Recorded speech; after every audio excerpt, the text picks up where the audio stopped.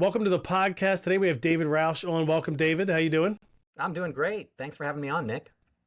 Yeah, give us like an intro to you, especially if anybody's not familiar with you or Go Curriculum. We're going to talk about your new book, Feeding Faith and Discipleship of Kids That Last. But give us a quick intro of you first. Yeah, live in St. Louis. I've got three kids, 21, 19, and 17. And I've been in children's ministry now for, I stopped counting after 25. After 25, I was like, man, that makes me feel really old. So I don't Over. know. You just say over 20 years. Over Over. 20, Yeah, over, yeah. over 25 years now. So yeah, it's probably like 26, 27 years. I started out, I was at Willow Creek, in fact, as a college pastor. But I had had experience with kids before that, and I was just kind of missing that interaction. So I called Promised Land was the name of the children's ministry. I called them up one day and said, "Hey, I want to be a small group leader." So age 4-5 is where I started. Age 4-5 Right. small group leader, and since then I've been all over the place. I've been in the K1 room. I've been with the fourth and fifth graders. I've been over all of elementary. I've been a director of a children's ministry. And if I could go back and just do any one of those things, I think I would do age 4 or 5 small group again. It was the sweetest time. So yeah, That's awesome. That's great. We were talking about how you got to work with Sue Miller, who I consider to be one of yep, the greatest kids pastors ever in the history of children's absolutely. ministry. So that's really cool. That's amazing. Yeah, yeah. And Sue then, did the. I reached out to her 4 or 5 months ago just to ask her if she would do the forward to Feeding Faith, and she was like, "Absolutely." So yeah, she's still in she's it. the best. Yeah. She's the best. That's great. Okay, and then tell us about kind of the origin, real quick, of Go Curriculum, and then we'll jump Uh, into the topic of the book, which is this lasting faith for kids beyond high yeah, school. yeah, yeah. Well, I'll give you the snapshot of how it started, but if you want the full story, that is the preface of Feeding Faith, which I tell people like, hey, don't skip the preface, because I know for me, I'm Yeah, usually like, yeah, just get me right into chapter one. I usually I skip the preface, but I tell that full story in there. So I had been at a church here in St. Louis where I was the children's director, and I had been there for 5 or 6 years, and it was one of those things where I just felt like it was time to do something different. In fact, I was like very dissatisfied with where I was at. I was desperate. I mean, seriously, I was thinking like maybe I'm just going to go to Home Depot. I'll be a cashier there for a while until I figure out what I want to do with the rest of my life. And so one evening, I was sitting in my office and I just said the shortest, simplest prayer. I said, "Okay, God, what's next?" And I have to warn people, like that's a dangerous prayer. That's like I almost felt like I was writing a blank check to God, and He cashed that thing really fast. I've never had God speak so loudly or so clearly in my life. It was later on that same evening. I was painting the bathroom, and I'm careful to say that I was painting the bathroom because I've told the story before, and I said that I was painting in the bathroom, and I think people got this picture of me like on the toilet doing a watercolor, um, and not that. which, yeah, yeah, no, not exactly that. I was painting the walls. It was quiet, no conversation, no music, and I hear God say to me, "Start your own curriculum company." And man, I wrestled in the moment and well beyond with, okay, is this really God's, like, how do you know that this is God's voice and not just your own internal voice? And all I can tell people is I'm still learning what God's voice sounds like, but I know what my internal voice sounds like. That thing is running all the time, 24/7. Yeah, And all I can say is that this voice was not my own. My voice says small things and safe things. It says comfort preserving things. It doesn't speak with any real authority. This voice was different. This voice spoke loudly and with authority, and it said bold things and scary things. In fact, so scary that I remember in the moment it felt like I had an elephant sitting on my chest. And I at the time I didn't even have a word to describe it. I since then know I was having like a mini panic attack just from the idea. So I said to myself, like, look, go to bed. It's late. You'll wake up in the morning and like every other harebrained idea you've had, this thing will just be gone. So I woke up the next morning. It was the first thing I thought of. And instantly, elephant back on my chest. And then the next morning and the next morning and the next morning for a month, I just kept on pushing it away. And finally, after about a month, I just said, hey, this is not just going away on its own. So I started wrestling with God. And my honest prayer to him was, hey, you've got the wrong guy. Like the creativity, the curriculum part of it, the writing. Yeah, I definitely have a background in that. But we're talking about starting and building an organization that does those things. And Nick, like you, I've been in church ministry my entire life. I didn't know the first thing about starting a business, uh, and it was terrifying to me. And so I said to God, look, you've got the wrong guy. And what I heard God say back to me was, I know you're the wrong guy. And that's why I picked you. Because at the end of the day, this isn't about you. This isn't something that you're going to do. This is something that God, am going to do. And I'm just asking you to be faithful. And so he blew my excuse out of the water. And at that point, um, I was like, okay, I'll think about it. And I did. And I had conversations with my wife, and I had conversations with people who I trusted. One of them in particular was a large group teacher that I had named Joe Lopez. And so I went and I told Joe Lopez about this crazy, voice and this calling and all that stuff. Honestly, hoping that Joe, being a Christ-following businessman who's wildly successful, would say, uh, "This is not going to work. The market is too crowded. Whatever." And I could say, "Okay, God, I looked into it. Turns out it's a bad idea." Well, Joe was of no help. He said, "You've got to listen to this voice." He encouraged me. He said, "You've got to do this, man." And in fact, about a month later, he said, "Not only do I think you should do this, but I want to help you out." Um, he wanted to help us fund it and just be like a business coach to me. And that was it. I ran out of excuses. So I walked away from my paid position and just stepped out into that unknown. I was like, all right, let's figure this out. And it was a scary, wild ride from day one. How many years now has it been out? It's been out for 10 years now. We just Okay, celebrated, yeah, a just little the over 10 10 years, years. just celebrated 10 years of that. And I'm telling you, those first three, people say this in business. They're like, most businesses fail within the first 3 years. It's so true. Those first 3 years, I mean, there were so many times where God showed up and provided. And short of that, we would have been toast. Mm, We were in the red every month for 3 years, um, until we had that first month where it's like, oh, we we made yeah, more money than we spent. It yeah, was like we were celebrating that we had broken even for yeah. 1 month. It was like the best feeling in the world.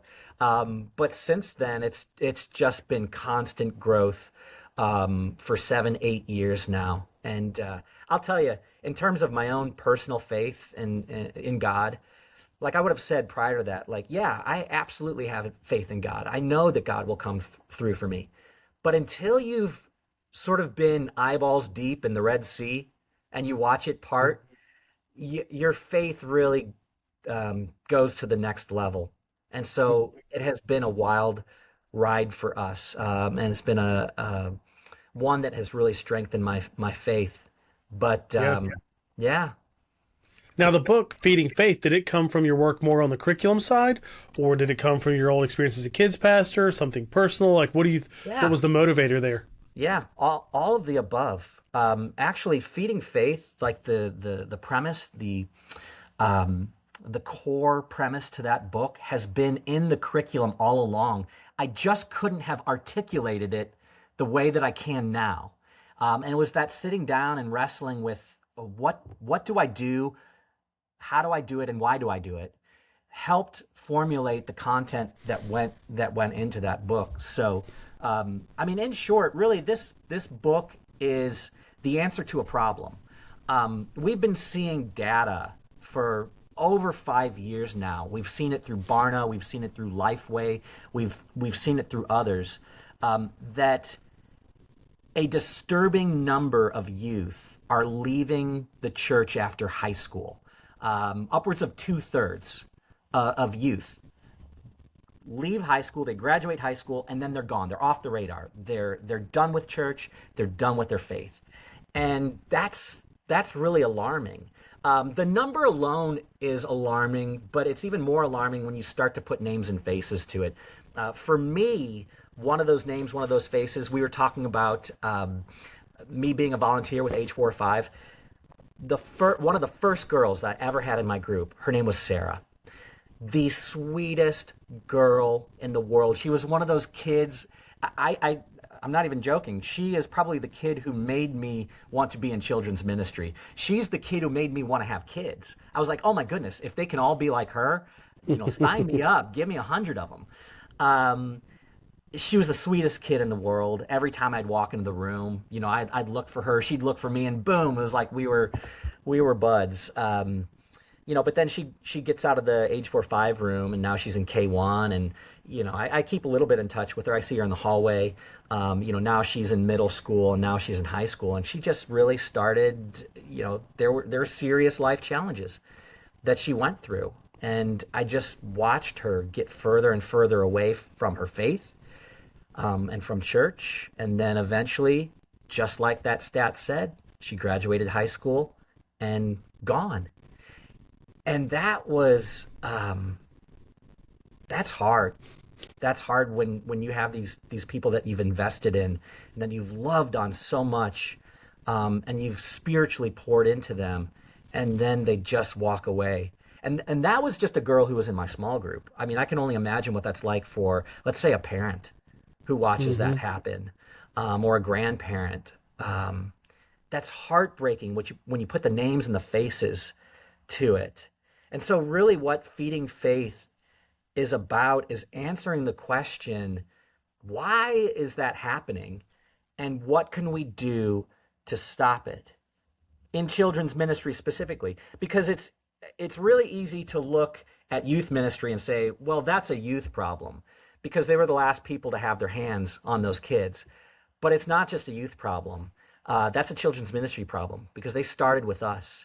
And we have to be the first ones to help them build a firm spiritual foundation.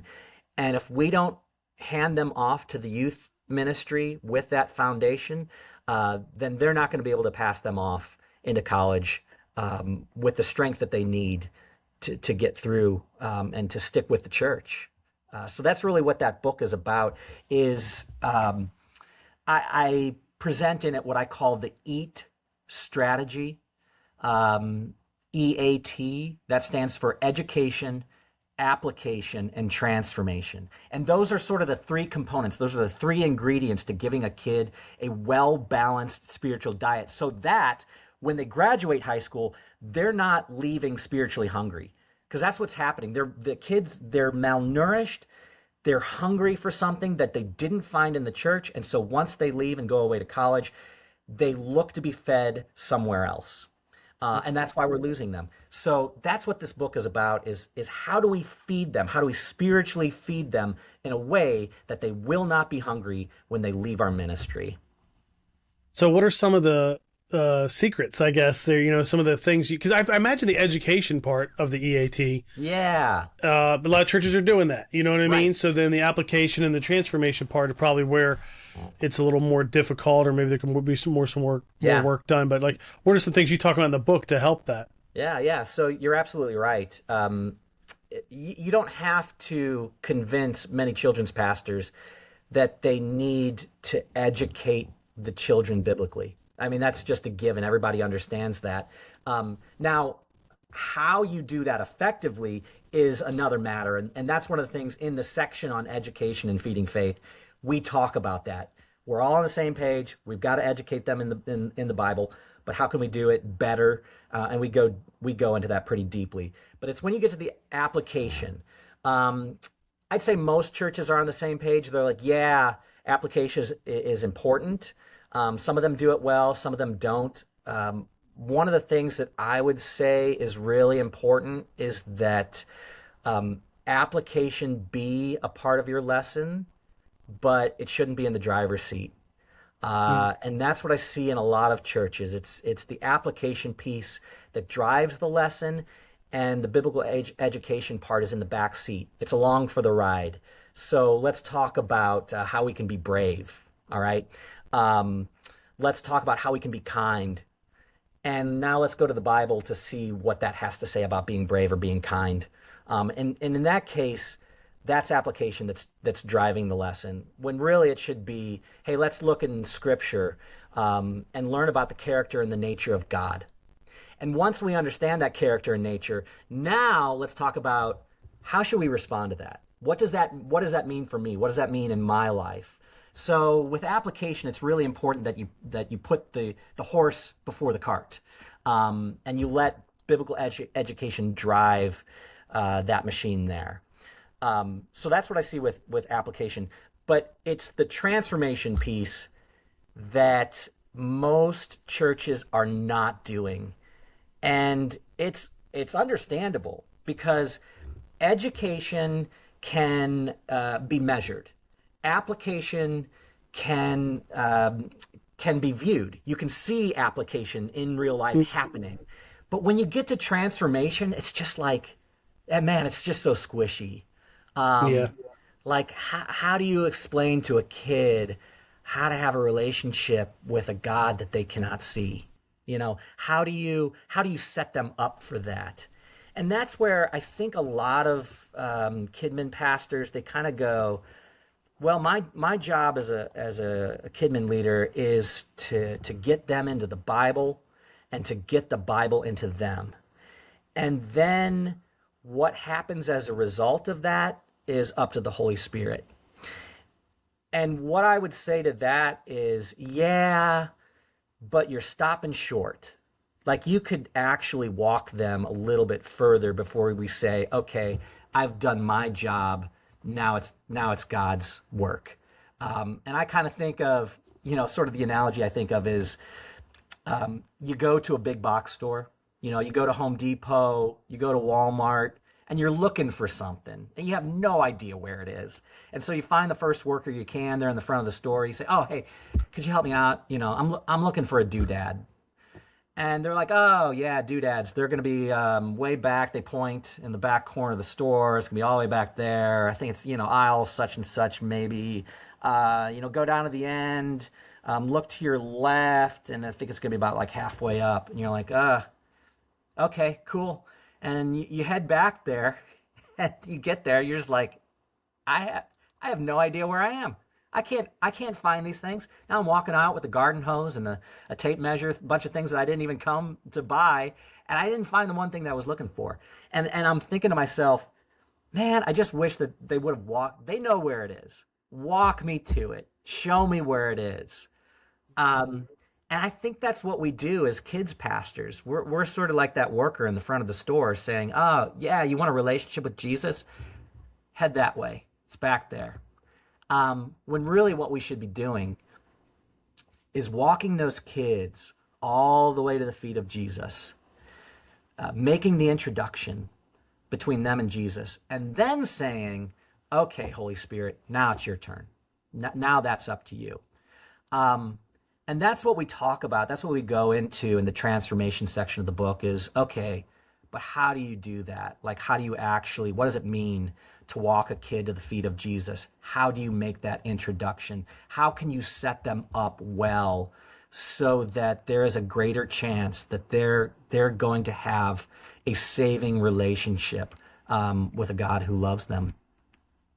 Now, what are some of those practical things? Because I know everybody listening, that's what we all love in children's ministry, right? Like, Well, you do a breakout at a conference or you do anything like yeah, that. Like, you sit in a breakout, you're like, tell me what you're doing, how you're doing it. yeah, Is there a document? Is there, yeah, So right. what are some of those practical on the ground things you talk about in the Yeah. book?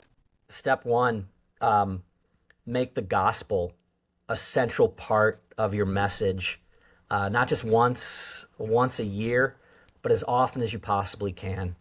I mean, almost every story in the Bible, almost every lesson you teach can have a gospel moment that points back to Jesus.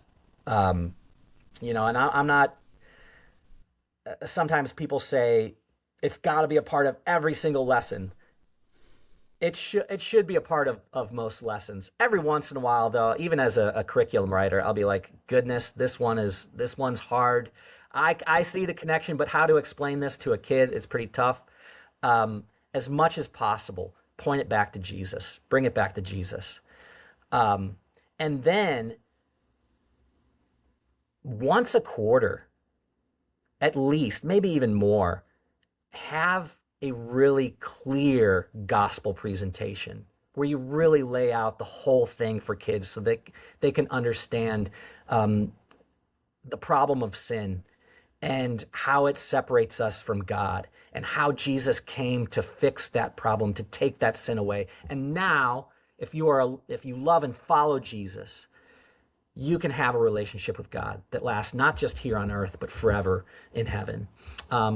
Make that a regular thing that you do. Okay, so number one, give them the gospel.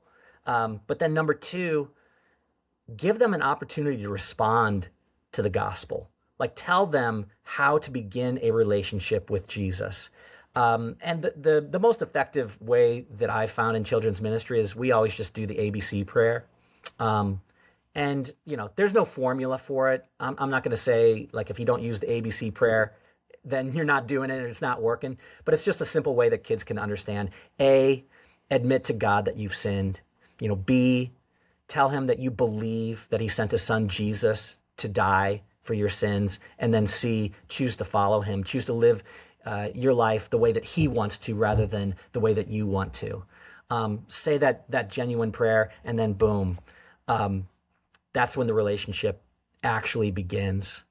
So tell them how to actually respond and start that relationship with Jesus. But then 3, actually somewhere in your lesson, carve out a moment where kids have an opportunity to respond to God, just in a very quiet way.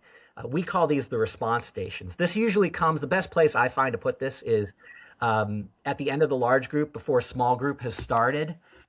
As a response to what they just learned in the Bible, we give kids just like 5 minutes. 5 minutes of silence. We might have some gentle music playing in the background, but they have the opportunity to silently get up and to move to, let's say, one of 4 stations. It could be a prayer station, a journal station, an art station, or a Bible reading station. And we give prompts as to what they can pray about or journal about or draw.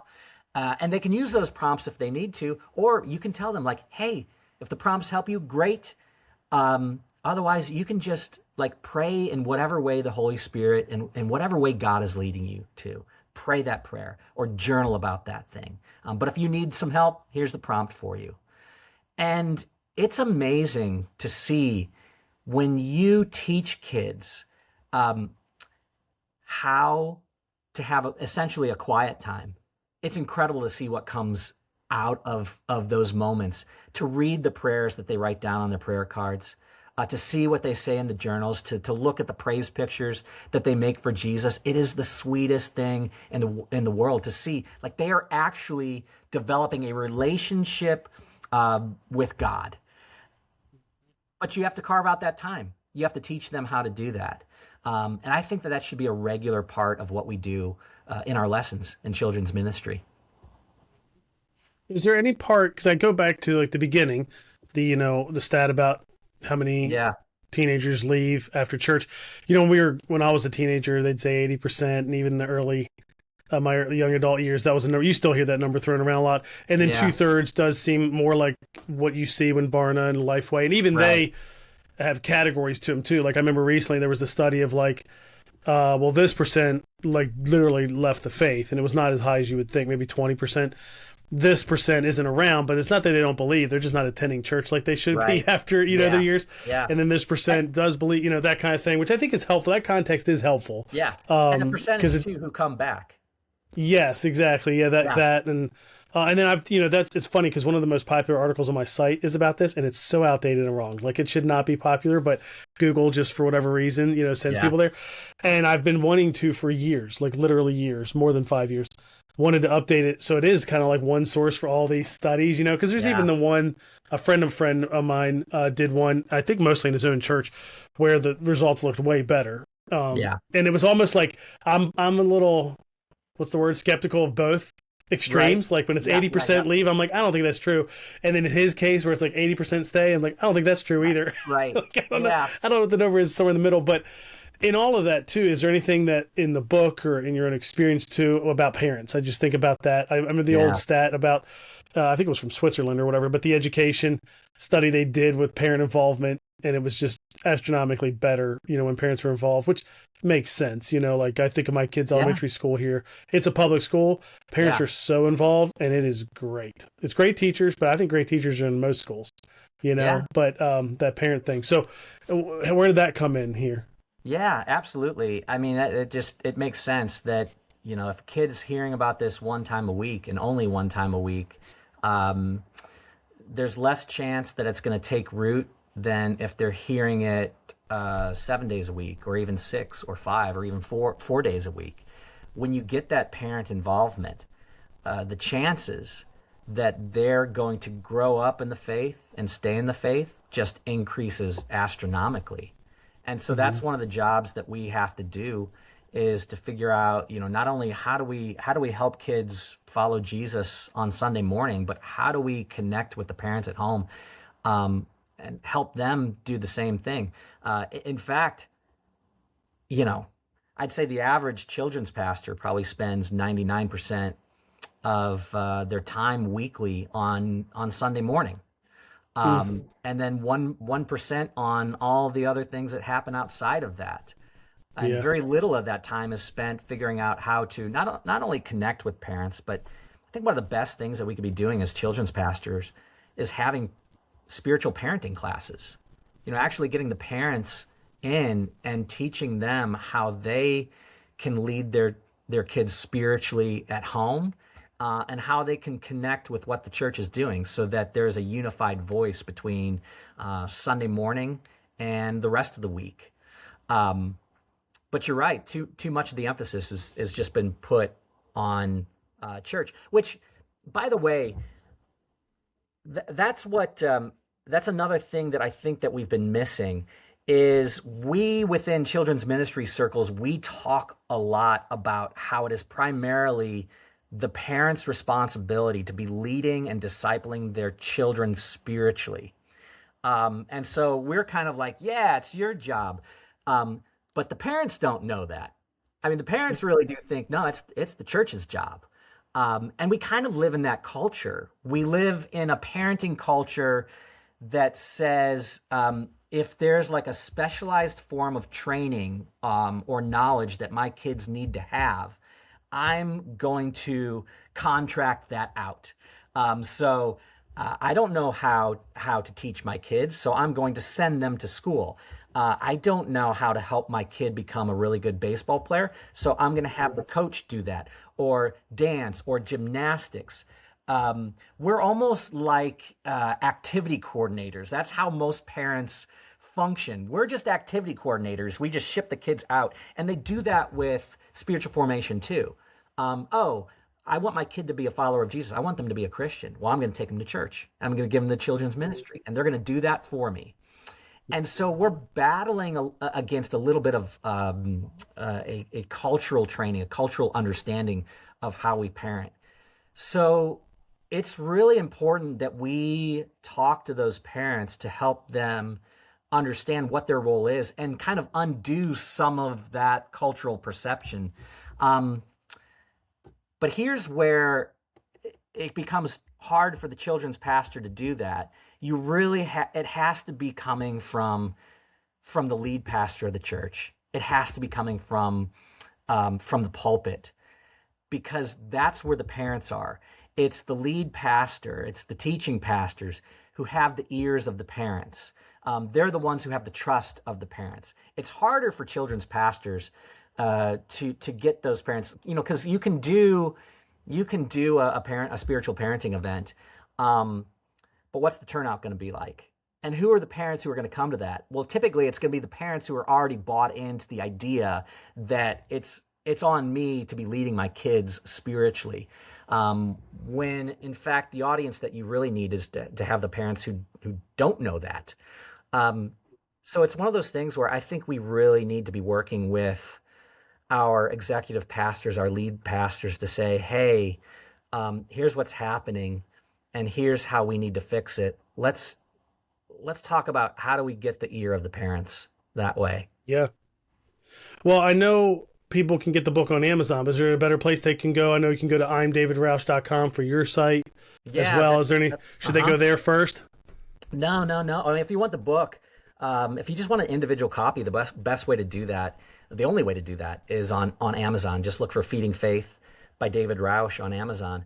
If you want to do, we've already had a lot of churches like, yeah, we want to do this as a book study with our whole team. So if you want like 10 or more copies, we sell them in bulk for a discounted rate at gocurriculum.com. Just go to the store, and at the bottom you'll find the book Feeding Faith, and you can buy bulk copies there. Cool, and that's where they can check out Go Curriculum as well. Yeah. And then they should get the book. We didn't go through a whole lot of what's in the book, just a little bit. Yeah. So they should get that and read that as well. And I know all of us are, wanting to change that number, whatever that real number is. So percent of people that leave. Yeah. We all want to change. It doesn't even matter, even if it's only, right, Nick. even if it's 50%. Right. Yeah, exactly. Even if it's 50%, let's make it better. Let's make it better. Let's get that down as low as we can. But yeah, when I wrote this book too, I tried to write the book that I like to read. Because I've read some books, whether they're leadership books or children's ministry books. It's like, okay, so there's a lot of great content in this, and it's very thick. It's very dry. I tried to make this the most fun, engaging read that I possibly could. So I hope people not only get a lot out of it, I think that they're going to enjoy the read as well. That's great. Yeah, that is helpful. What is that? There's another, speaking of stats, there's one that is it 56% of people haven't read a book in a year or over a year or something like that? I don't know, it's a high number. You could Google it. Yeah. So, the more easy access, enjoyable read the book can be, the more you're going to get to read it. Yeah. Short chapters, lots of stories, lots of humor. Yeah. That was the only way I could get through not only reading a book, just writing a book. I'm like, sure. Yeah. I have to make this fun. Oh yeah. If you think reading a book's hard, try writing one. Yeah. Exactly. That's even worse. Yeah. Awesome. Well, David, thanks for taking time to come on the podcast, and thanks for the work you're doing. Yeah. Thank you so much, Nick.